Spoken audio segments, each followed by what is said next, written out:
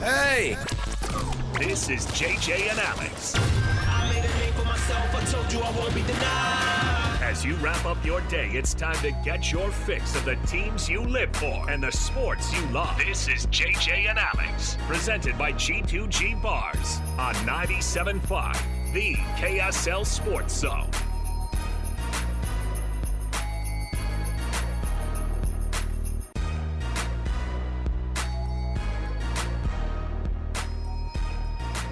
All right, everybody, welcome on in. 97.5 the KSL Sports Zone, Alex Kirry, Jeremiah Jensen. Thanks for being with us on a Win Ticket Wednesday. Wait, we can win tickets today, right? Well, you and I can't. We can't. We're ineligible. Alex, our producer, also ineligible. But he'll take your calls when we start giving those tickets away. Oh, don't act like you're too cool for Pantera. Do you have any in the bed? Do you have any ready? Listen. You can't give away Pantera tickets without playing Pantera. Let me see if it's in the FM 100 library. Oh, yeah. FM 100.3. Oh, no. Continuous hard hits. No, it's not. It's not in there. All right. This is Block.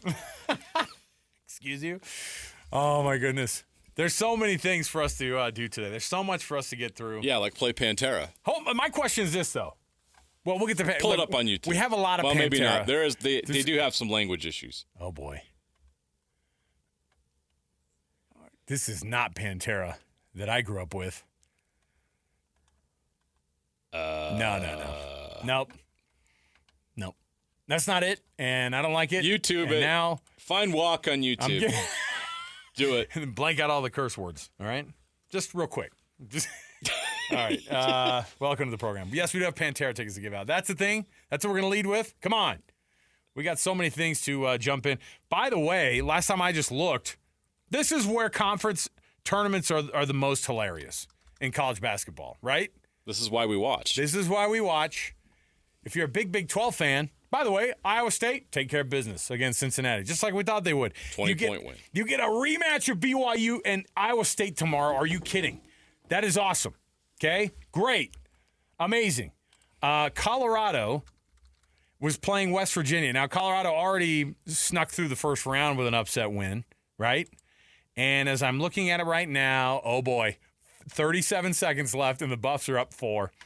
The Buffaloes, who won 3 games in conference play, are already 2/3 of the way to matching their season win total after what would be a second-round upset. By the way, the West Virginia Mountaineers, who are on a lot of people's list, says first out or last one's out or whatever it might be, you can kiss those freaking desires goodbye. And Brett Yormark, no wonder you're pushing the 76-team tournament, because you might be a 7-bid league if you can't freaking get another team in. So the Buffaloes are on a tear. When I say a tear, they were 3-17 in conference. They're now they're going to be 2-0 in the conference championship tournament. This could be good news for Utah State because, and I'll explain this, West Virginia, at least according to Joe Lunardi's bracketology, he had them at a 9 seed. Utah State right now is on the last 4 buys, and they're just 2 spots away from being last 4 in. Things can get very uncomfortable for Utah State over the next few days. Let's say if they they have to beat UNLV on UNLV's home floor in the quarterfinals, right. likely. Yep. We'll find out today.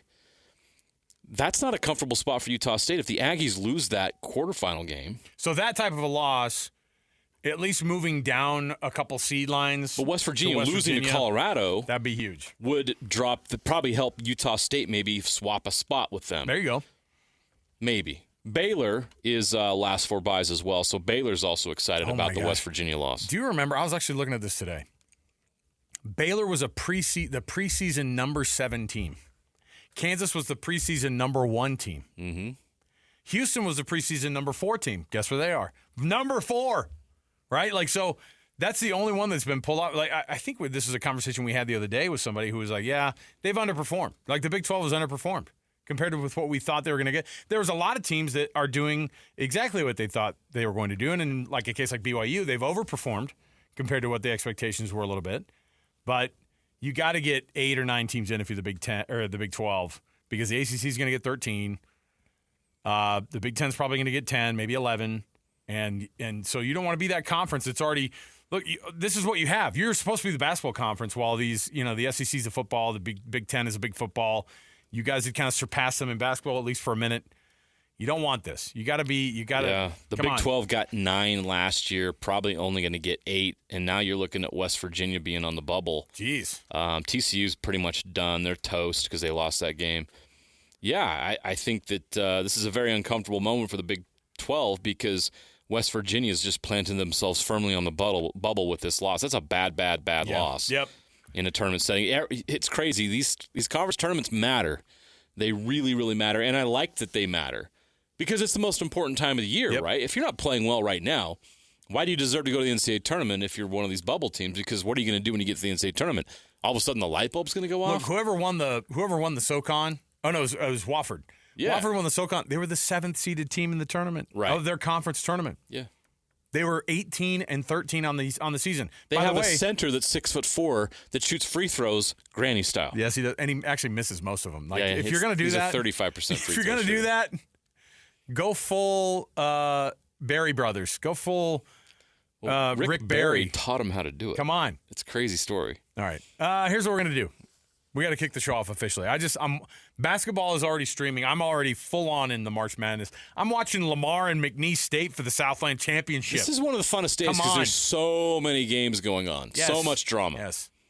So we're all over it. Looking forward to it. So many things to jump into. We're going to have live in studio today Mike Folta, radio play-by-play voice of the Utah Hockey Club. In studio, our BYU insider, Mitch Harper, who has a couple things in the fire because BYU spring practices are you're jammed in the middle of all that, and so he has had conversations over multiple days with coaches, with players, all those things, on top of the fact that this team is going to be firing off as the number 4 seed in the Big 12 Conference Championship, so we'll get to all that and more.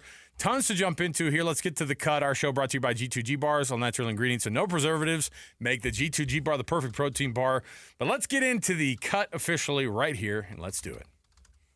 It's time for the biggest story of the day. This is what made the cut with JJ and Alex on 97.5, the KSL Sports Zone.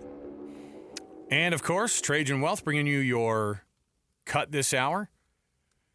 Easy enough to get a hold of your local trusted financial fiduciaries in retirement. Just go to TrajanWealth.com. That's TRAJAN Wealth.com for all of your retirement needs. All right, JJ. Utah bows out and loses by 15 to UCF, the Big 12 tournament in that opening round, to, I think, what a lot of people looked at like a, hey, you know what? This was you couldn't have asked these kids to try to win a bunch of games, considering where they were at. This coaching staff, considering where they were at, all of the things that added up to what got this team to where they were, and they had a better year than we thought they were going to have, and yet they lose their coach midseason. There has to be an element of feeling like you were given up on. No question as about a program. They literally were given. I mean, you can't fire a coach with that many games left and not say you didn't give up on this team. Here's the thing is that I know that it feels wrong. And in this case, I think that, Mark Harlan did the exact right thing. They needed to hire the best person possible. They get Alex Jensen. It's a tough business. The way that they got him, they probably had to do it just that way. Yep. The way that we're starting to see everything roll out now where the University of Utah is now announcing this massive commitment. If you think that we're the first ones to see the slideshow of the massive commitment, I think Alex Jensen probably got a peek at all the things that they are saying. Here's what we are going to do. This is the seriousness. This is the level that we're at on our commitment, okay? We're throwing 9 figures at making sure that this athletic department is going to be up to snuff. We're going to relocate the Huntsman Center. You saw that announcement yesterday. We didn't get to chat about it much yesterday because we had so many other things going on. And guess what? Utah goes in last night, and it was the end of a really a bad situation for these kids because this is how they get remembered, right? Oh, yeah, that's that team that was coached by Craig Smith all the way up till 3 weeks left in the season. It's and tough. It does feel like that. You had parents that were absolutely letting everyone hear about it on Twitter, about how this school gave up on them, the administration gave up on them. And obviously the coaching staff is in a bad spot too. how motivated would you be? The only motivation you could give yourself is that these kids were playing their butts off and playing their hearts out, and you're committed to that. You're a dead man walking, and so is the rest of your staff. What a weird situation to be in. And, I commend Utah for going through the season that they did. Tough way for it to end, and it would be hard to imagine it ending any other way but this, when you just felt like there wasn't a ton of support going through there, despite the fact that that. I mean, look, these are the growing pains, I'm assuming, for whatever the next iteration of this Utah basketball program is going to be. Yeah, Bill Lovering, who's the father of Lawson Lovering, who was a senior on this team, let it all out on Twitter. He said the brutal comments, the individual player hatred, the administration and fan base writing them off with 3 weeks left and openly celebrating their demise. These young men fought, and if you can't see that, we have nothing to discuss. Proud of this team. More than basketball, go Utes. So that gives you an insight on probably how a lot of the kids in that program felt and their parents. That's tough. That's really tough. And that's a side of it that's really hard, because they put everything for years and years and years into playing college basketball. That was their moment, and that's what it's going to end up to be. And you're going to have to live with that memory for the rest of your life. And fans are like, I'm done with this crap. I want to win. And your administrators are like, this is not acceptable. We want to win. So there's this conflicting situation. It's never fun for anybody to fall short and not get the job done. But that's the reality of this situation, and it creates these situations where you got to make some tough decisions and you got to do some hard things, and none of it's fun and none of it's pretty. But if you want to win big at college basketball, you got to rip the Band-Aid off sometimes and be willing to do it and have the courage to do it. The problem with those comments, and I get it, I mean, you would feel frustrated. Your kid, you probably have to watch your kid and see the comments about, their team and all those things, and that's tough. The unfortunate thing is that it's the exact way that we treat professional athletes, because now that's exactly what these guys are. And that's adding even more to it. It hurts. 100%. It hurts it even more. Yeah.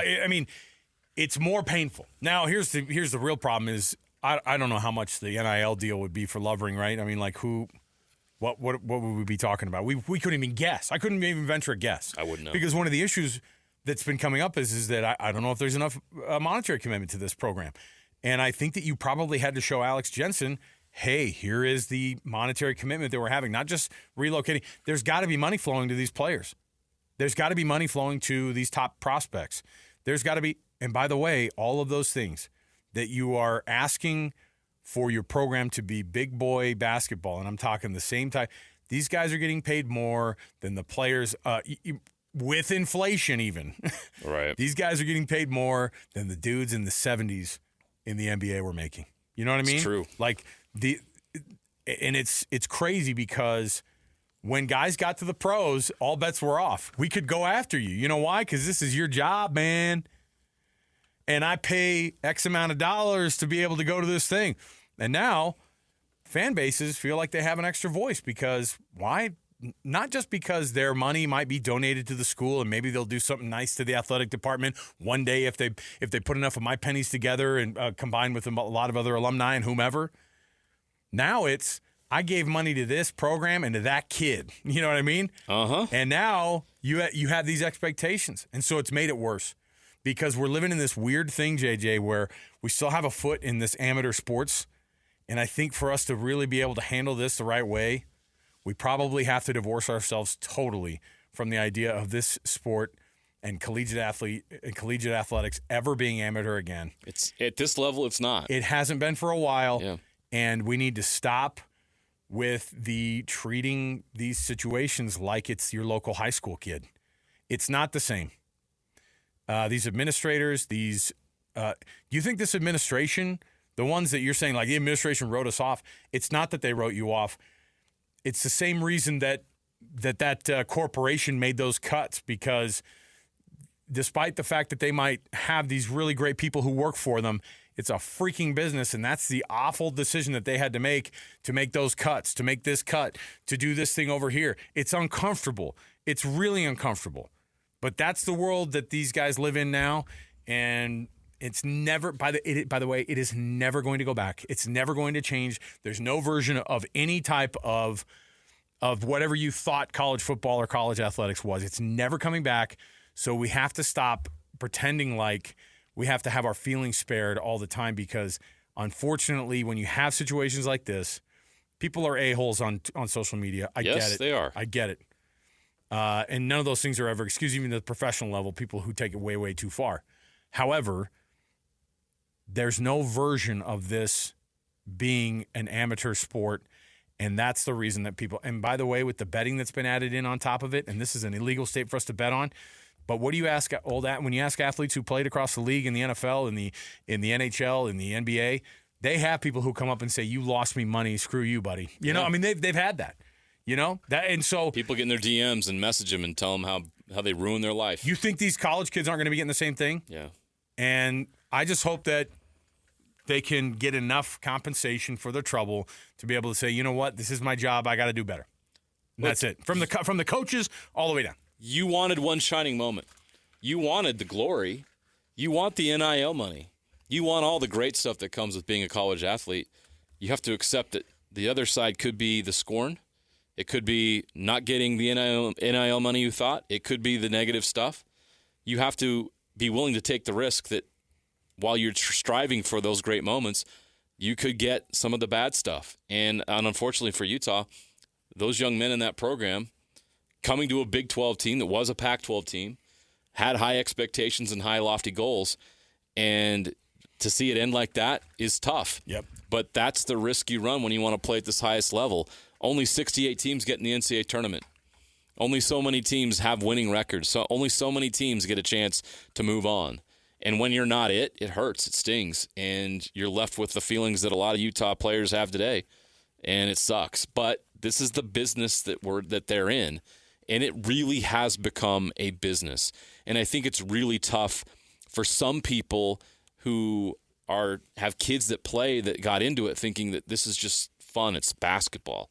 It's not at that level. It's not anymore. It's a business. Yeah, and it has to be handled and treated like a business, and you got to accept everything that comes with doing business. Yeah. Like you said, if you want to go work for a company, there's always a chance someday, and most people don't get to choose how it ends for them. You're probably at some point going to get fired. You're probably going to be part of a layoff. You're probably going to get let go. Yeah. It's hard. How many coaches end up getting fired? What coach hasn't been fired in their career? Well, and here's the thing. What players have never been cut before? You and I, we have conversations all the time about being dads at home, and we have conversations about, being, those same ages of our kids and blah, blah, blah, and all those things. And, of course, hindsight's 20/20. When you're an adult and you look back and you say, But I'm telling you, this is the basketball and the college sports. What we're going through right now with college sports is a massive thing that my dad would always look at me in the face and tell me unabashedly and just say, what made you think that life was going to be fair? Yeah. You know what I mean? Like, that's the part where my dad would look at me and go, oh, you got it wrong. You keep saying it's not fair. I don't know if you didn't get the memo, but that's not how it works. It's not fair. It's never going to be fair. You're going to get some goods and some bads. You're going to get dealt a little bit of luck on top of a little bit of, hey, I'm glad I know this person. It's all those things that add up to whatever it is that you become. But as soon as somebody realizes, oh, I can't expect anything. As soon as somebody looks, and even the ones that work their freaking tails off, and then they look and Craig Smith gets let go during your senior year, that is unfortunate, and it does feel unfair, but life isn't fair. College athletics right now, and for the last 3 decades, has not been fair. The amount of cutthroat, ridiculous ways. It's never been less fair. It's never been less fair than. It's crazy. Yeah. It's insane because now we've also told ourselves, JJ, that this is supposed to bring equity, right? All of these changes that are happening, right? Yeah, right. Ask Greg Sankey. Yeah, just ask how much power has been consolidated into two conferences. I'm telling you. So I hate it for these kids on an individual level. Go back and back it up 30,000 feet and you say, that's probably the best move that this program could have done when they did it even. Yeah, it was a harsh moment. And I guess you could have waited 2 more, 3 more weeks because Alex Jensen's going to still keep coaching over here at the Mavericks till the end of the season. Maybe from a timing perspective, it would have worked. Maybe it wouldn't have, and that window would have closed. And then what are you if you're Mark Harlan? You're the guy who didn't take it serious enough. And then everybody gets mad at you. You know why? Because life isn't freaking fair. But instead, he goes, I'm going to roll the dice. And it's going to be awful. It's not going to be fun. People are going to have to realize that life isn't fair. It's not a good time to be part of the Utah basketball program right now at this very moment. And hopefully it changes. And there are a lot of things you can do in this moment if you're an athletic department to say, here are the things that we can do to make changes to where it works long term. If you think BYU got lucky in the offseason, it's not the case. There's a lot of money being thrown around, and they made a different level of a commitment, right? Correct. That's it. It has nothing to do with whether that comes more pressure. You don't think BYU was under pressure this year? Oh. You don't think that Kevin Young was looking around thinking, what have I done back in December when they lost by 20 at Providence and thinking, is this going to turn around? Are we doing this the right way? Is this going to work out? Am I going to look stupid? You got to trust in it and be patient. But there was absolutely an immense amount of pressure. Where much is given, much is required, right? And these programs there's a lot required. Fans, athletic directors, coaches, players, everyone should expect more. But that makes it even more difficult because it feels like an arms race right now. Because everybody in the country wants to win at the biggest level. And NIL and these other opportunities have opened it up for schools and fan bases and booster clubs to think that, why not us? We can win. And now everybody expects to win at the highest level. There's more pressure now than there's ever been. So you're going to see more stuff like this. It's going to get harder. So all you young players out there, you want one shining moment, you're going to have to accept the fact that you may not get that moment, and you might end up with moments like this that we're seeing with the University of Utah basketball team and with a lot of other teams around the country. But that's the lessons that sports teach us. You're going to go through tough times and unfair situations. It's going to help you throughout life to be able to deal with the fact that life isn't fair. We'll wrap this up and we'll get to the end of the segment here so we can get to the break, and then we'll get to Mitch Harper. But I can't help but think that, I mean, look at it and you say, it's not fair for this group. It's not fair for these guys. It sucks that it ended this way for them, yes. Think about the entire fan base, the entire athletic department, and Mark Harlan. If that job for Alex Jensen was not in his back pocket right now, and they were going to the offseason right now, you would feel desperate. You would feel in a spot that is awful right now. And so what they've done is they've made decisions so that your fan base has a little bit of hope right now. And not just hope, but the reality is like, You're bringing something that we haven't felt in a while for this University of Utah basketball team. If you're Mark Harlan, you're accountable to those boosters. Yes, and you're accountable to those fans 100%. That pay tickets. You've got to have answers for them. He's under an immense amount of pressure to make those changes and do what he feels is right. He made a decision. The timing, you can be upset about it. You can question it. And he can speak to it on his own about why the timing was right at that moment in time. And I get it. People can be upset with him about it. But you look back and you look at the fact that Alex Jensen is going to be the next head coach of this program, and you see already the impact that's having, and you're like, you know what? I can't argue with that decision. Yeah. If that's the result, if you're going to get Alex Jensen to take over this program, that's probably best for this program moving forward. You can question the timing all you want, but the right decision was made. There are people I know that are like, I can't believe they're moving the Huntsman Center. You know the history of that place? And I go, hold on, are you hearing yourself? We're talking about a 9-digit commitment that your school's making, and you're finding a way to be pissed about it? I don't think so. Like, it's the same version of that. It's like, nope, you can live over here and be okay with whatever's going on at the old Huntsman Center. Those memories that are in there are gone and dead. Dude. And you know what? You got to make them somewhere else. You got to be good somewhere else. You realize they built a new Yankee Stadium because the old stadium was a piece of crap? Like, you know the Boston Garden doesn't exist anymore? What? With all that history that happened on those parquet floors?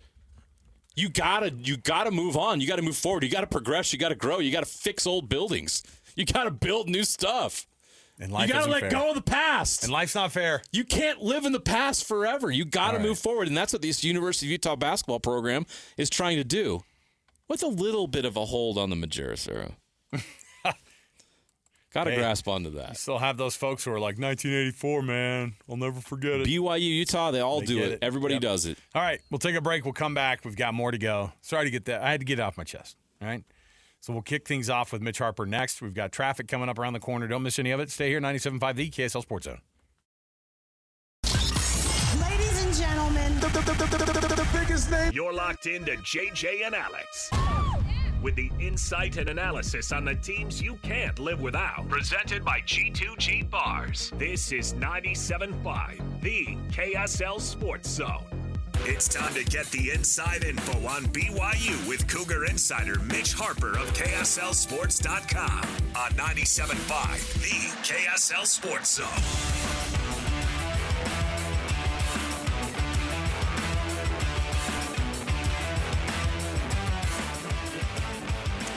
All right, everybody, welcome back. JJ and Alex, 97.5, the KSL Sports Zone. Thanks for hanging out with us today. Oh my goodness, we got so much going on here. I already got one of my friends texting me and be like, "If it were only so simple as what you just said, these are real people." Yeah, I get it, but and bad things happen to good people. It sucks. Again, my dad always said it, and he's like, "I don't know what point that I may have failed you and not letting you know that life is not fair." And Craig Smith being let go mid-season was an awful decision. Not an awful decision.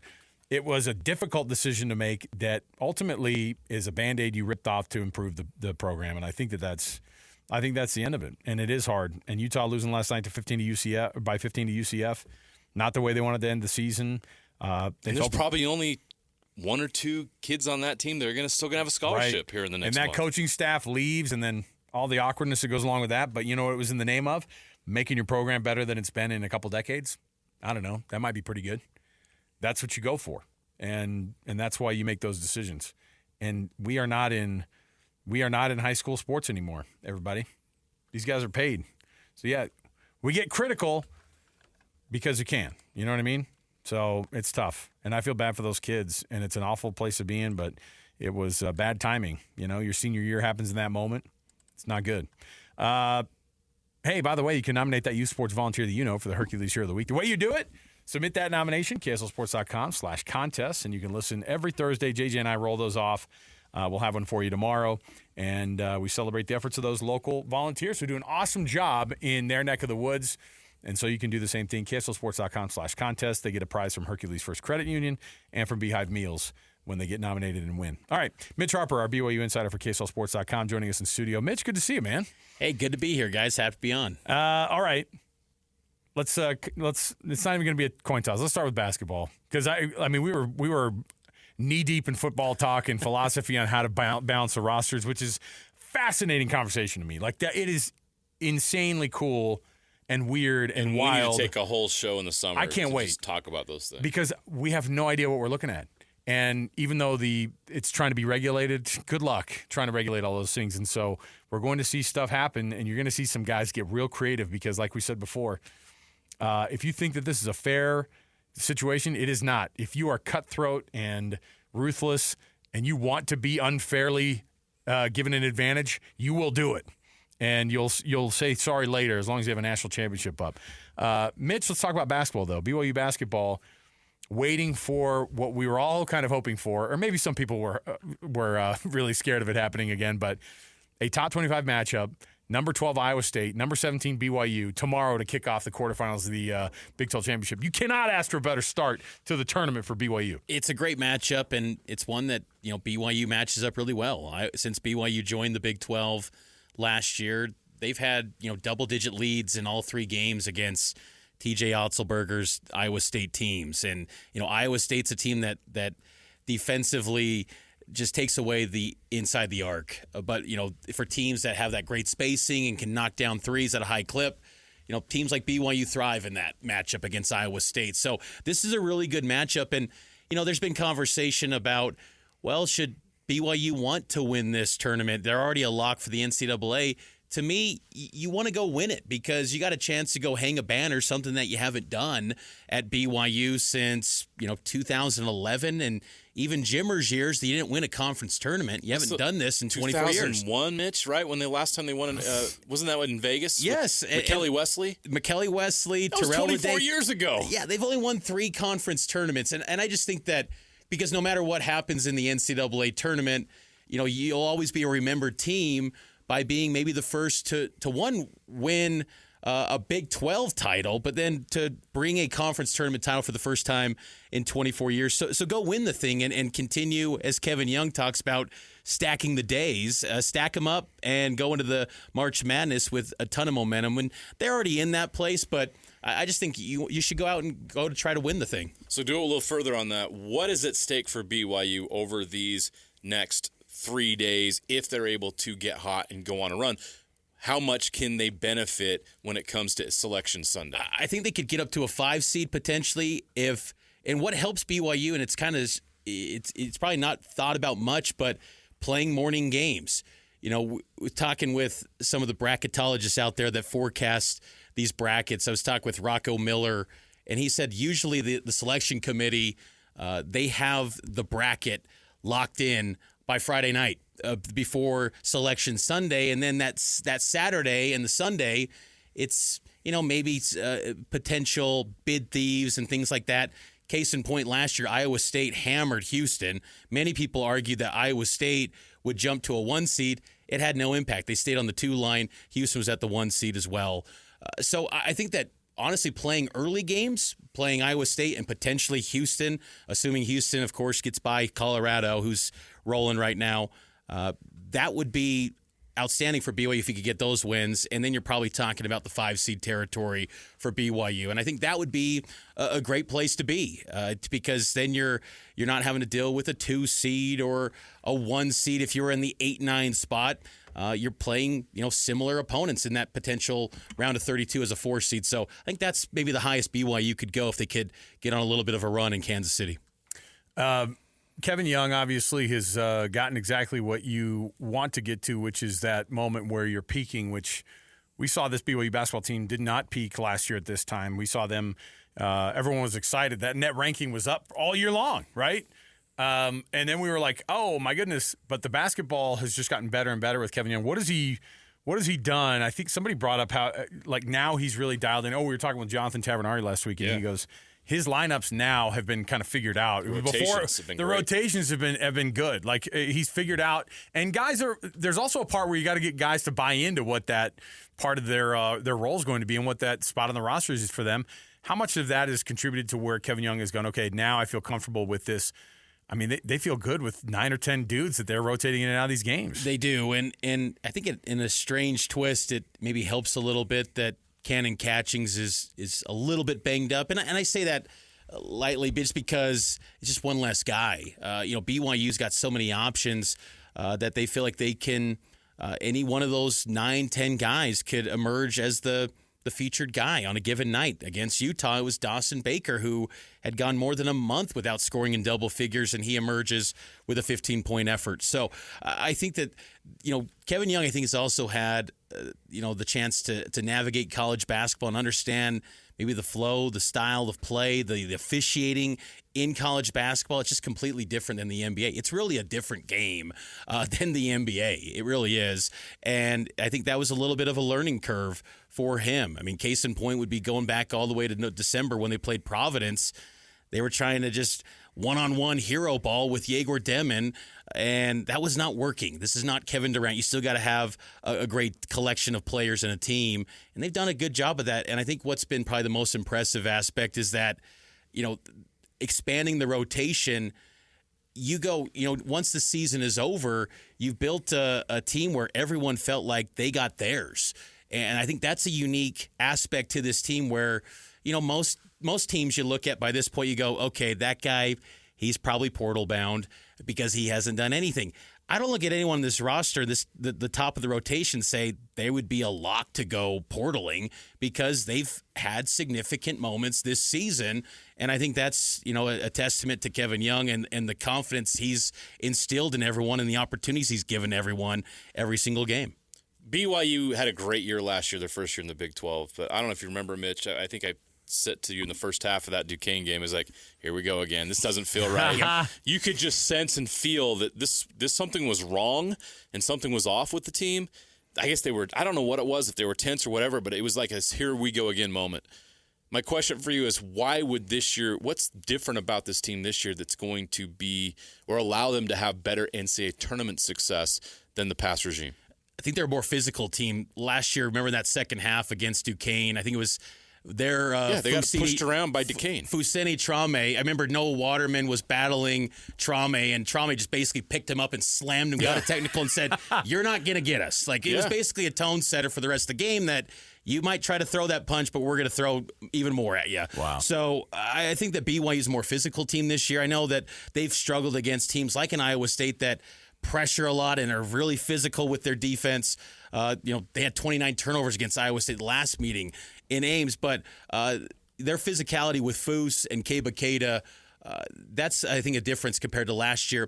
And I think that, too, that this team just believes that they've got a lot more confidence because it's not just simply live and die by the three. There's a lot more nuance, a lot more ways to win a game for this BYU team. I mean, every single night throughout this 8-game win streak, it's been a different makeup of how they've found a way to come up with a victory. The last 2 games, they've had some bad starts offensively, but the defense has shown up. Against Arizona, the defense was non-existent, but the offense was lights out. They just find different ways to win, and I think that Kevin Young is also he is more than willing to just change up lineups.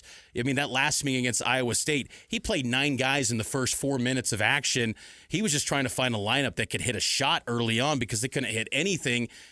Most coaches feel like you've got to play this guy because you got this X amount of NIL money committed to this guy. Kevin Young's got full autonomy of this program. He treats them like pros, and if something's not working, he's going to change it up. And I just think that his communication style has been really effective with this team, and everyone's bought in. And so I think that's what creates the momentum for BYU heading into the postseason. And even though the Big 12 is down this year compared to last season, they have been battle tested by a lot of different styles of teams with this national reach of the league. I think that's also prepared them well for the NCAA tournament because you just see so many different styles in this conference that I think it better prepares you for the postseason. I think fans, at least during my time, like as a student at BYU, and then even up till probably even last year, there was a sense of this too, where it's like you made it to the tournament, you had a nice 6 seed too. That's fun, and it always felt like that was the standard. Like, just get there. Please just get there. And after that, whatever you do, that's great. Obviously, the Jimmer year, and you think about that last Sweet 16, appearance that they had and the whole Brandon Davies thing and, all the stuff that swirled around with that, the missed free throws against Florida that could have gotten them to the Elite Eight. Those things keep BYU fans up. What's the reality of, like, what an expectation should be for this team going into the actual NCAA tournament? Round of 32. I know that Cougar fans probably thinking, oh, Sweet 16, maybe Elite Eight. They're the hottest team in college basketball. Again, round of 32. This is still year 1 for Kevin Young, and I think that they believe they can make something deeper. But if you can just get one win, I think that's got to be a successful year. You get less than that, I think that's a little bit of a disappointment. Yeah. So get to the round of 32. You haven't done that since Jimmer. It's been 14 years. These games are hard to win, even if it's a Drake or a Liberty is what's been forecasted in some of these brackets. Is that the one out in Providence then, too, they were talking about? Potentially. As well? You know what the thing is that's interesting, too, is, BYU hasn't beat a single-digit seed in the NCAA tournament since 1993. They do not have success in this tournament. But Kevin Young, I think, has given the confidence to the players, the coaches, the fans, that they can achieve stuff that they haven't experienced before. He's already done it off the court with the recruiting wins. He's doing it on the court, taking down teams like Arizona and the McHale Center, taking down Iowa State and Hilton Coliseum, great venues in college basketball, hammering Kansas by 34. He's doing things that people could never dream of BYU doing. Now it's delivering in the postseason, but just getting one. I think that's got to be, what would be viewed as success, and then the rest, just see how it plays out from there.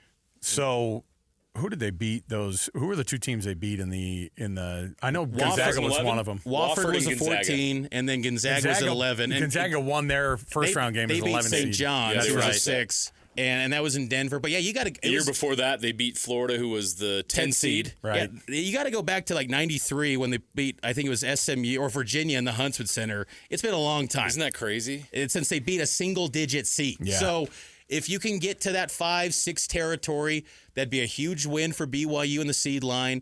and it sets up that they can maybe make a run. And I think that this team and the coaching, I think the in-game adjustments too. I was talking with Yegor Demon this week, getting ready for the Big 12 tournament, and he just highlighted how this experience at BYU has been everything he hoped for. And you'd hear that and think he seems like he hasn't maybe been as good as many thought, but he loves the coaching, the feedback that he gets from Kevin Young and the staff. And he noted the in-game adjustments, how they're in the halftime locker room breaking it down on film and coming up with a different game plan they initially envisioned going into the game. So this coaching staff's really good at making those in-game adjustments, and that's going to be something that's big for BYU against opponents that they're not familiar with when you get into the postseason play. Yeah, BYU, a 7 seed in 1993, beat SMU, lost to Kansas in the next round. That's what it was, SMU. Wow. By the way, BYU fans, just let me help you remember where you're at here. Producer Alex, relax. Come on, we got this. We got it. We got it. How about like the idea of where you were? Mark Few just won his 20th WCC tournament. They've been in it 28 straight years. Then they've now been to the tournament 25 or 26 straight years. 26. Picture where your life is now. Okay, you could be losing to Mark Few last night, or you could be playing Iowa State tomorrow. That's what I'm saying. Like, life is good. I'd rather lose to Iowa State than lose to Randy Bennett. I'll tell you that. BYU basketball has had an impressive glow. Yes. I mean, really, from where it's been. Even 18 months ago, people thought BYU would be lucky to win games. I was in that camp in the Big 12. I thought, man, it's going to be tough sledding. Yeah. And then to think that in year 2, you're in the top 4, double bye. It's good times for BYU, and now it's just getting it done in March because, BYU's got a rich history of winning in the regular season, but can you do it when everything's on the line and it's a bracket and it's a win or go home? They historically don't do it, but Kevin Young feels like that guy that gives that hope to BYU. Mitch Harper, BYU Insider, KSLSports.com. You can read all his bylines. He'll even get you some football updates as well at KSLSports.com. Spring football in full effect. Mitch, thanks for your help, man. We appreciate it. Thanks for coming in, man. You bet, guys. All right, we'll come back. We've got more. 4 o'clock, Mike Folta, Utah Hockey Club's radio play-by-play voice, is going to join us. We've got more to go right around the corner. Stay here, 97.5, the KSL Sports Zone. Accessing. When TV and radio collide. Love it. Wow. This is what you get. You're listening to JJ and Alex, presented by G2G Bars. Don't touch that dial. On 97.5, the KSL Sports Zone. All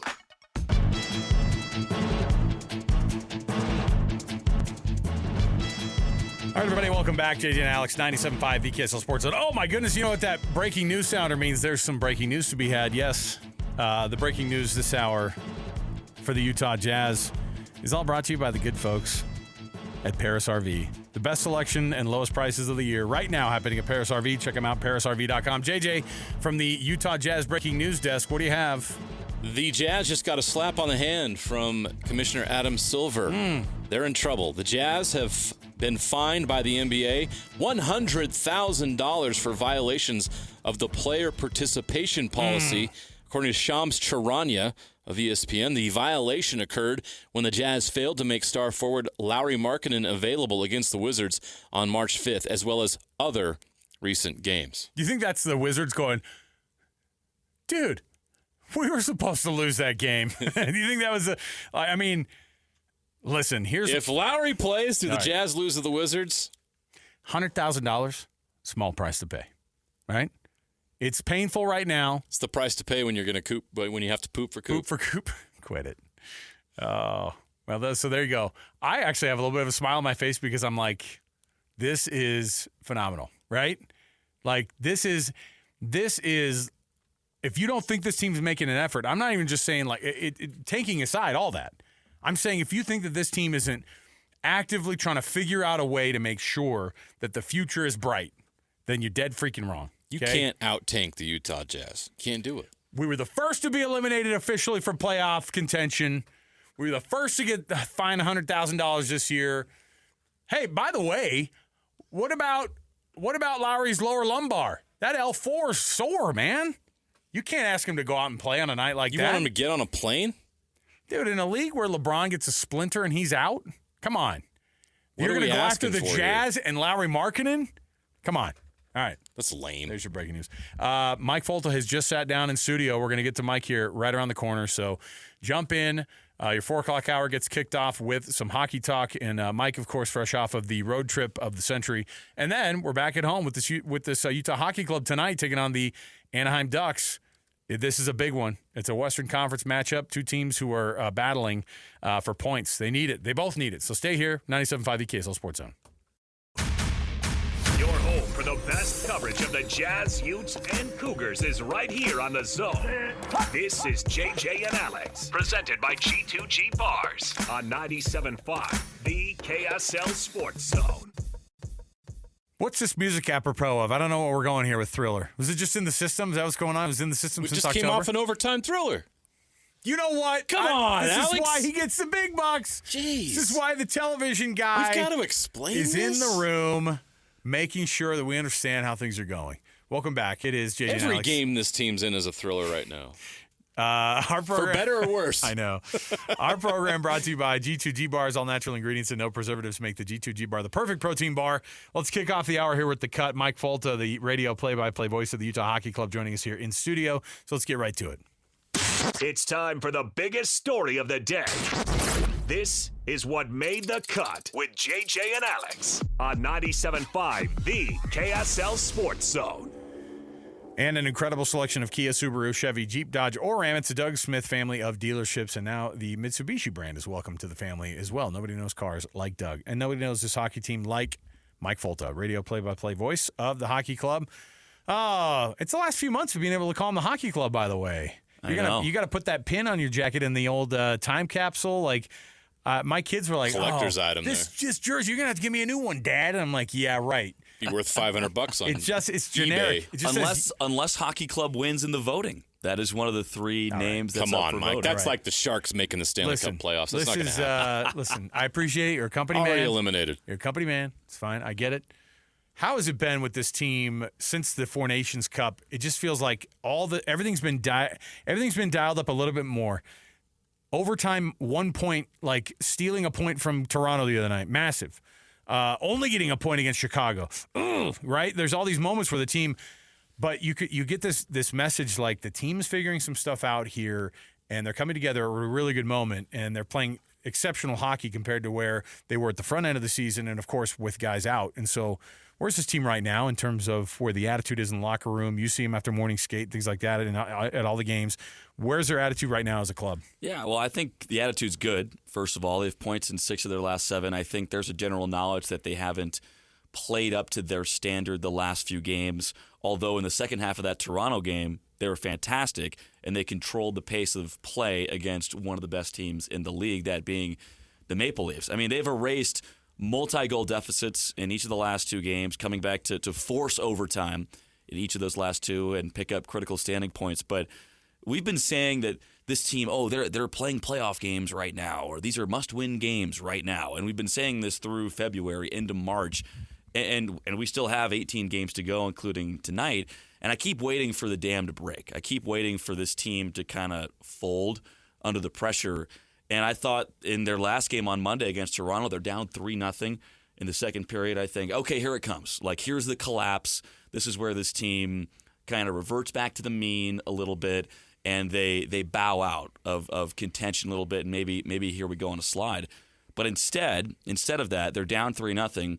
Michael Kesselring punches a guy in the face a couple times. and in the back of the head, too. Yeah. And after that, Utah rips off 3 goals in 4 minutes, and like I said, they force a point in overtime. So there hasn't been any quit in this team yet, and they're playing a team that's actually just beneath them in the standings right now, the Anaheim Ducks, another very young but talented team, much like Utah. And so these are critical 2 points here tonight. But I've been using that line, a critical 2 points, for the last month and a half, it feels like. So it's another pressure spot for this team. Hey, they're still in this race. They're still within a realistic distance of catching that last wild card playoff spot, and we are caught up in the drama, and this is a lot of fun. And you live and die with the moments. Like, I was disappointed in them not getting that win because it felt like they worked so hard to come back. But it's interesting that there's these little moments, and you have to tell me, you've watched hockey a lot more than we have. Does a fight like that really make that much of a difference? Because Liam O'Brien had a moment earlier in the season where he just goes out there and punches a dude. The place goes nuts, and everything turns around. Why is that so important? Why does that have such an impact if it does? Well, let me start by saying this. I have never been on the ice in a punching or get punched scenario. So I'm not speaking from experience. I'm just speaking from what I have heard players talk about and what we hear coaches talk about and things like that. But there's usually a couple different reasons you fight, right? You can fight to defend a teammate because hockey, the game kind of polices itself. Yeah. You don't take a run at our guys. Otherwise, Liam O'Brien is going to beat your face in. Baseball people understand that too, where Yeah, they go, same hey, deal. there's a little tit for tat. Yeah. So that's one reason for fighting, right?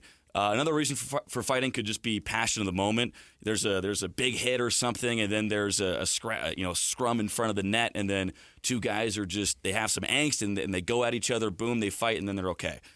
The third reason for fighting is what we saw on Monday for Michael Kesselring, and that is solely for the purpose of sparking your bench. And you're absolutely right. We saw Liam O'Brien, Spicy Tuna, do that a couple months back to great effect. Utah went on a run after that.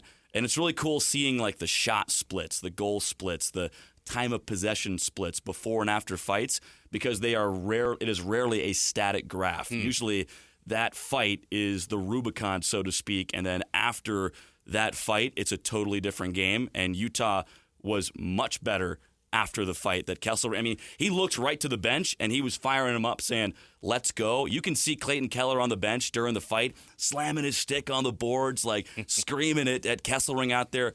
It was an awesome moment. It was a hockey moment. Well, and Coach Turney brought that moment up. Like, that moment was huge. Like, and, most of the time that's the kind of thing where it's like, oh, yeah, maybe it could make a difference. It got the crowd into it. That's kind of the generic. Is like, no, these guys freaking buckled down.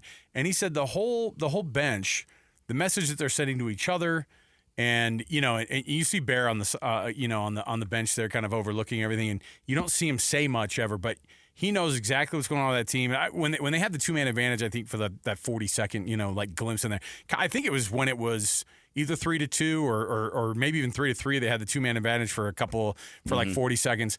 And while they're escorting the second guy from Toronto over to the into the penalty box, Bears got 4.5 seconds to get that whiteboard out. And I was like, oh, whiteboards, we know that. We know the X's and O's and the NBA side of it, because you don't see him bust out and get down on that level right next to the ice and start drawing stuff up. I loved that. It felt like it was just this crazy. It was almost out of a movie where it's just like, okay, guys, it was, Gene Hackman, may he rest. It was that kind of moment where it's like, get in here. We got this crazy moment. We can have something crazy happen. Let's get this thing going. You're talking my language yes, here, right? See, that's what I'm saying. And I'm telling you, this was he brought up the fight being a huge moment. Yeah. And sometimes they'll kind of dismiss it, or they'll go, yeah, that was great to get the crowd into it. And then that's as much as they'll say about it. But this was like, no, our guys got into it rather than just the crowd, and kind of the attitude of the whole building kind of changed a little bit. Well, I think for Michael Kesselring, the guy who dropped the gloves, I think it was big for him too, from an individual level, because he's seen his minutes drop recently ever since Sean Dursey has come back into the lineup. And so Kesselring has less and less of an opportunity to impact the game, and he said as much after. He's saying, I got to impact the game in some way. And so when you have one of your younger guys, one of your guys who's maybe a little bit lower on the depth chart, standing up for the group like that and planting his foot in the ground and saying, no more. It's 3-0, no more. We start turning the tide the other way. That goes a long way on that bench. And then, you mentioned Bear bringing out the whiteboard and communicating. That's so big with this group. And there's a couple players that are like mini coaches on the ice. Sean Dursey, Utah did like a mic'd up thing with him, and he's always talking out there. See, I love it. Always talking. Ian Cole, defenseman, the same way. Communication is very prevalent on good hockey teams, and there's a lot of it, especially on Utah's back end and on the bench. I love watching, and I'm fascinated by watching coaches and how they work and how they operate. And they're some of the great psychologists that you can find, right? Because they're constantly having to figure out what the right buttons are to push with a team to get the best results, and there's so much at stake. So I'm getting to know and watching Bear Turney coach, and I found this interesting because you watch him and you look at him, he can seem a little intimidating. It's called the Bear. I know, right? And you feel like, okay, he's got that French-Canadian accent, he's no nonsense, he's very direct, But I'm listening to him, and he's very positive with his team. There's been a lot of nights when he could go totally John Tortorella and light his guys up and call them garbage, and we're this and that, and this isn't good enough. But he hasn't done that throughout the season while they're going through this run. They've had some really heartbreaking losses. What have you noticed about his approach and the way he handles that? Because I've found that very both surprising and interesting. Well, sometimes he's the teddy bear, and sometimes he's the grizzly bear. Right. He's got both sides to him. I will say, this is his 4th year coaching these guys. He spent 3 years coaching in Arizona when they were the Coyotes, and those were some lean years in Arizona. And so if you're riding guys that whole time, right, it's going to turn sour pretty quick. And so for him to have stuck around as long as he has, and for this team to have progressed the way it has over the last 4 years, the win totals continuing to increase year over year under Bear, I think that speaks to his positivity, because you kind of have to be when things aren't going your way. And as Utah Jazz fans know, when you're in a rebuild, like, it can be doom and gloom a lot of times. You need to find the positive moments to hang on. And he coached junior hockey for a long time, so he's worked extensively with young hockey players, and that helps a lot with all the young players that Utah has on the roster. Makes sense. Mike, one of the things that you brought up Kesselring and kind of how that moment turned it around. And for a guy, these guys need that confidence, right? They want to feel like, hey, I've been losing some minutes here. I want to contribute. I got to be a part of this. I want to, not just for the sake of being on a roster, but because you're on that team. You got to participate, and you want to contribute. A guy that I felt like that I've just seen his name mentioned more. He was one of the guys who scored the other night. Barrett Hayton, to me, has been a huge part of this team as well, and it's a guy that you get to like 5th or 6th when you're talking about the team, or it just seems like you're not bringing him up in the first handful of guys you're going to talk about. But what has his development been like this year? Because he just seems to be in the right place at the right time, and he scores goals that gets the whole team going, it seems like. Yeah, and I'm glad you asked about him, Alex, because he has had a huge season. Last year, he only played in 33 games. He had a hand injury. He had another lower body injury. And so last year was a big struggle for him after the year before was a bit of a breakout. He scores 19 goals. It looks like, okay, he can play full-time in the NHL. That was his first full-time NHL season. Then the next year he gets hurt. This year he improves, and he's playing that second-line center role, which is a tough spot in the Central Division. You look at the other teams at the trade deadline that got a lot better, Winnipeg, Dallas, and Colorado specifically. Like, the 3 teams that are leading the way in the Central right now, they have mutants down the spine of their forward group. So those center matchups get really tough in the Central, and Barrett Hayton is taking a lot of those draws. He's taking a lot of those matchups on the ice against a lot of the other teams' best players. And you mentioned scoring goals. He's got 17 this year already. He's on pace to set a new career high for him. He had the hat trick earlier this year. Yeah. There were moments where you're like, hold on a minute, 27 is doing some stuff here, and it's not necessarily the first number you're going to look at. And I actually did a little bit of a deep dive. We're going to focus on Barrett Hayton in the broadcast tonight, but I did a deep dive on kind of the analytic numbers on the lines that he has been with, because he's played with 8 different forwards this year. Wow. So that's like, think about it, 4 different lines basically that he's centering. So I think it's 5 of the top 8 lines that Utah has sent out there this year have had Barrett Hayton on it. And so he makes the guys around him better. And I think his numbers will continue to progress over the next couple of years. He's got one more year at just under $3 million after this one. He signed a bit of a bridge deal after the injury season. So some guys out of their entry-level contracts sign that huge, $60 million ticket. Dylan Guenther signs the $49, $50 million contract. Barrett Hayton didn't get that. Even though he was 5th overall a couple years back, he didn't get that big contract. He's on a lower pay scale right now because it's a prove-it year for him, and he's proved it. Yeah. And he's made everyone around him better, and Bear will tell you as much. We got to talk about overtime. And it's been crazy. We played Thriller coming in for a reason. And you look at the stats, Mike, you know the stats. They've played in 19 overtime this season. That's tied with the Penguins for most in the league. They have 11 overtime losses, which is tied for the most in the league with the Canucks. Obviously, to get to overtime is great, but having this many overtimes not so great. What's the balance there?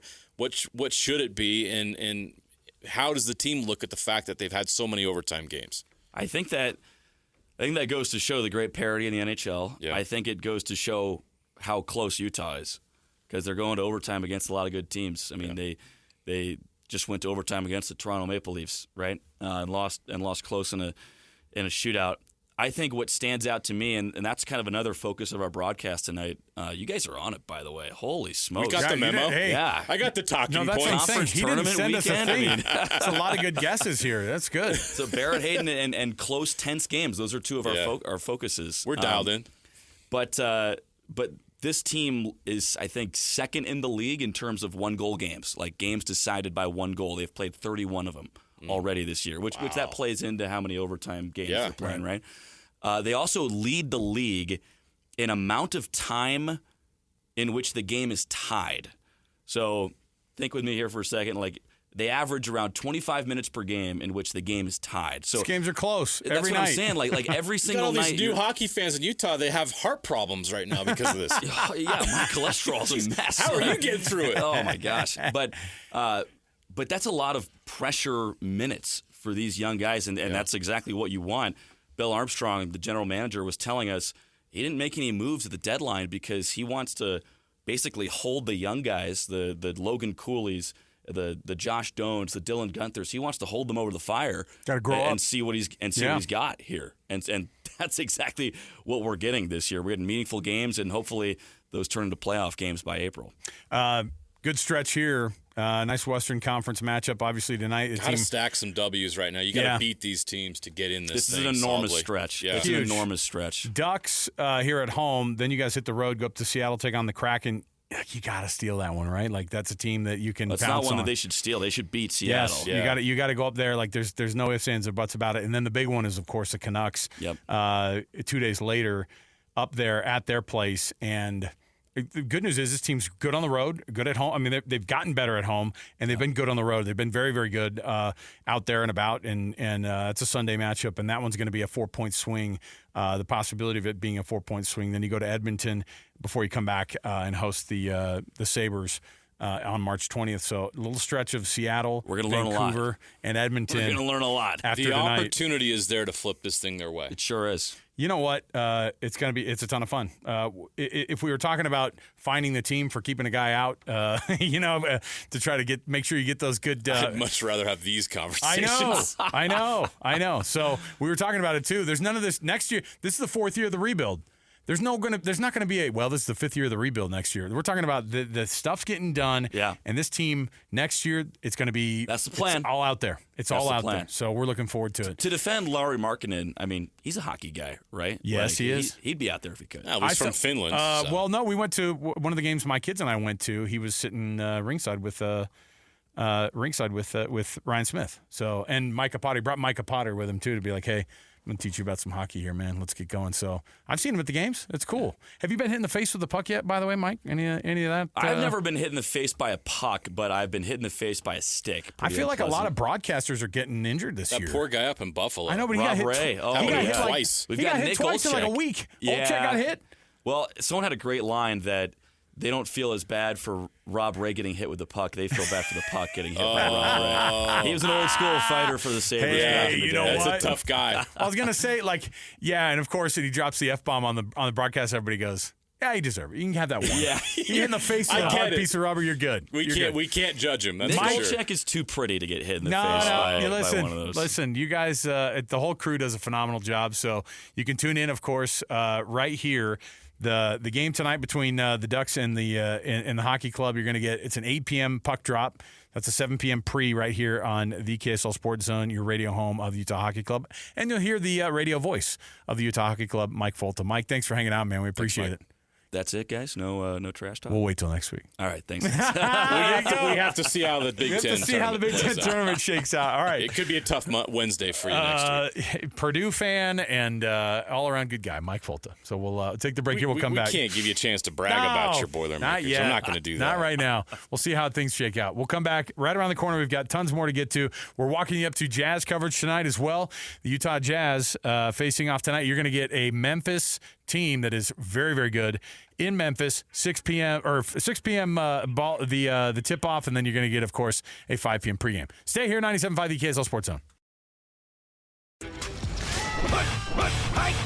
All the latest news and notes from the league and the locals in the NFL. JJ and Alex bring you the NFL Blitz on 97.5, the KSL Sports Zone.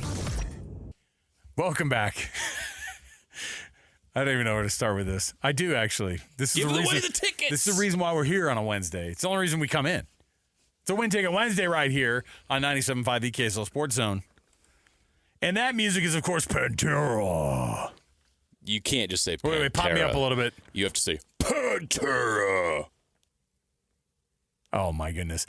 Alex is nervous. He's like, I'm waiting to see what's going on in the behind here. Hey, be ready to pod down. Be ready to pod down if you have to. Do you want to win some tickets to Pantera? Let's go. 801-575 zone is the number. We're giving away tickets to see Pantera, heaviest tour of the summer, at the Utah First Credit Union Amphitheater on August 20th. So there you go. The Cowboys from Hell are still touring. That's a Dallas-Fort Worth band, by the way. So when I was growing up, people were very proud of DFW's own Pantera. So there you go. I'm not familiar with this Pantera song. Now this. What's this? What's this guy's name? What's that? Spence, What's that instrument? What's this guy's name? Sam Spence. Sam Spence. Sam Spence was in Pantera? If there was a Sam Spence concert, may he rest, I would be out there on the lawn at Utah First Credit Union Amphitheater. Is he still with us? Can't be. Sam Spence? No way. I mean, he made these for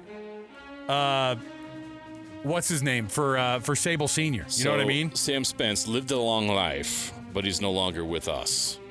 Passed away in 2016. See, if you would have said he passed away in 1992, I would have believed you because at the age of 88. Nice. Okay, Sam Spence, we hardly knew ye.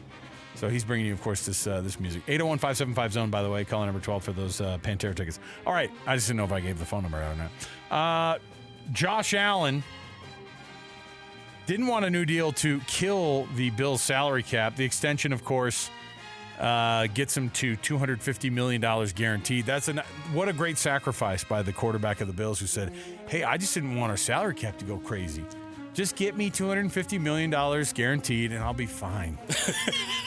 I'll be just fine. I'm willing to make a sacrifice. I know it's Shohei Ohtani's getting $19 and some free hot dogs for this year. They gave him free tickets to Disneyland to punt his contract into the future. Now it's going to be worth $1 billion by the end of it, right? But in the end, that's a guy saying, "I'll take a hit for now."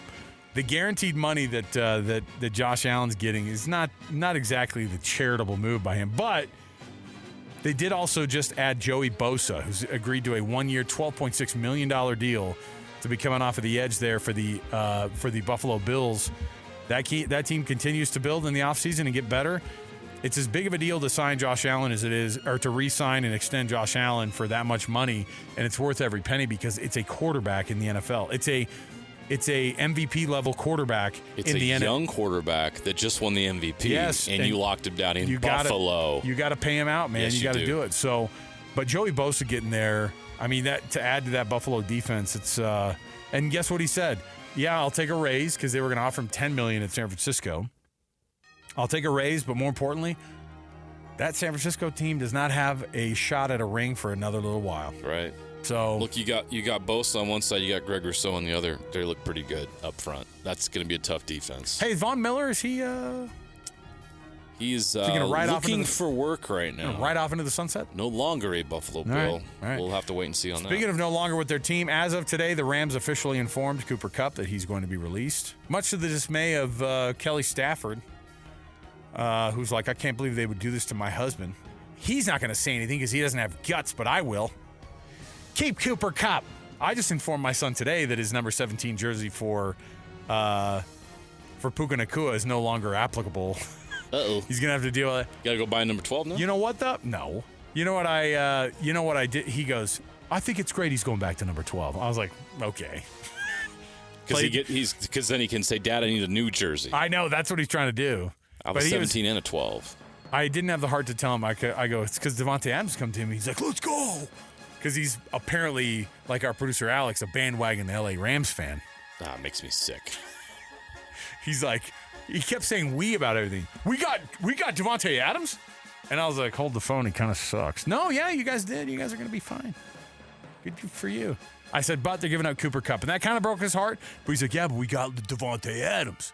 And I was like, I don't know when my 7-year-old became an Italian guy from out east. We got Devontae Adams. I think we're going to be okay. Yeah. And we're clearing $15 million in cap space. Yeah. So your son's all of a sudden a cap. I'm artist? gonna buy 17 and be a Devontae Adams guy. Yeah. All right. So Your son's Italian? Yeah, he is. Wow. He's also That's weird.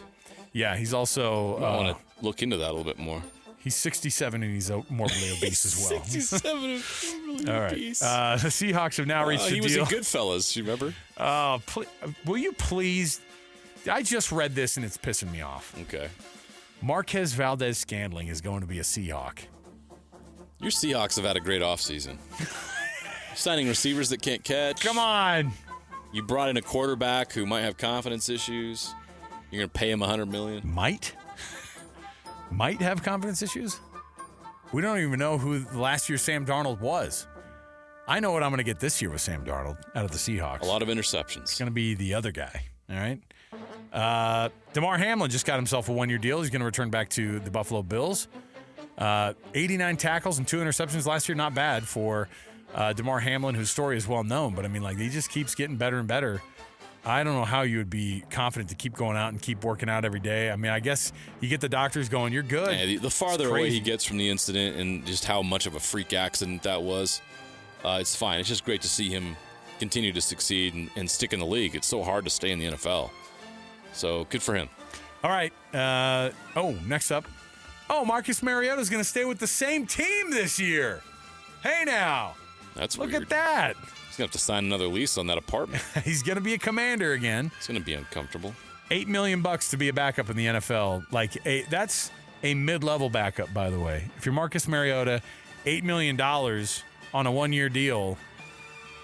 I mean, it's crazy because $8 million is like we might pay a running back that much. You know what I mean? Like that's a middle of the league running back on a roster. He got $2 million more than Zach Wilson. Zach got 6 for his deal in Miami. I'm actually shocked. I'm actually shocked it's 6. Move that up to 10. But wow, good for Zach Wilson, bro. Nice. All right, so there you go. And then, by the way, if you want to be a Chiefs fan long term, you've got to figure out how to make that cap space work. And what do? You ask your superstars to restructure some deals. How many restructures is this for Patrick Mahomes, by the way? Is this his 3rd or 4th restructure? They've asked him to restructure a couple of times. Let me see here. Mahomes, it's the 4th time that he's reworked his contract. Did you see this? Wow. And listen to this number. They freed up by restructuring the contracts of Patrick Mahomes and Chris Jones, 2 of their biggest stars. They freed up $49.446 million in salary cap space. Wow. Now, restructuring is interesting because you are asking these guys to shift around their deal a little bit, but what that usually means is you get an automatic another signing bonus for restructuring that deal, and usually they're just like, hey, they want to give you money right now that's further down the line so that they don't have to be married to that money. As long as they get rid of it now, it's a lot easier for them, so everybody wins. There you go. Yeah, Mahomes still is going to get $500 million by the end of his deal in 2031. Oh, yeah. And by then, I think you'll probably have him extended, and he'll be, I mean, that's at another At some point, you're going to have to extend him and make him the highest paid quarterback again. Yeah. And it'll happen for about 5 minutes, and then another quarterback will come along, and there you go. We're waiting to see when the first $100 million a year quarterback is going to happen. Is that Arch Manning on his second deal? Is that Arch Manning? That's what I'm asking. On his second deal. Sure. After he's had Josh Allen-like numbers, and then they go, the Dallas Cowboys have extended Arch Manning to a 10-year, $1 billion deal, making him the highest-paid quarterback in history. You watch. Mark it down. What's today? The 11th of March, 12th of March, 2025. I called it. Your first $100 million Are you quarterback. Alex Kirry from the future? That's right. Did you call the first $100 million quarterback from the Arch Manning? I did, actually. Can you sign my kid's football card? Yeah, you bet. Absolutely. $100 million going Arch Manning. That's going to be my prediction. Okay. All right, we'll take a break. Alex. We'll take a break. We'll, keep it for 2030 or whatever that Hey, is. not to brag, but I think you were gone. It was me and Sly. I says when Aaron Rodgers got released by the Jets, I say, hey, look out. The Steelers might be the best fit, best team. Oh, for Arch? For Aaron Rodgers. Oh, I was going to say. Nobody's. Not for, hey, Arch, can I too. just say right now, Aaron Rodgers is not a fit for anybody anymore. I'm trying to be nice. Apparently, the Steelers think he's a fit. I know. They didn't show all It's not official yet. I saw like 9 pictures today of Mike Tomlin at different times over his career hugging Aaron Rodgers as if he's like hugging him to say thank you for your efforts. Like it's just the end of the game, and I think they're the same age. I feel like. Yeah, no, I believe that they've been working on this for years. All right. Okay. We'll take the break. We've got more to go. I'm joking. I know. Oh, we're getting you ready for the Utah Jazz, your Jazz Daily next. And then we're going to get you ready for some pregame Jazz and Grizzlies tonight right here on your radio home of the Utah Jazz, 97.5 the KSL Sports Zone. We'll be right back. Your daily deep dive into everything Utah Jazz. It's time! All season long and even in the off-season. It's Jazz Daily with JJ and Alex on your exclusive home of Utah Jazz basketball. 97.5, the KSL Sports Zone. Moments away from the Utah Jazz, tipping off your pregame starting right now around the corner. ReadyWise, be wise, be ready. Your trusted partner in emergency preparedness. We'll be back again tomorrow. 97.5 the KSL Sports Zone.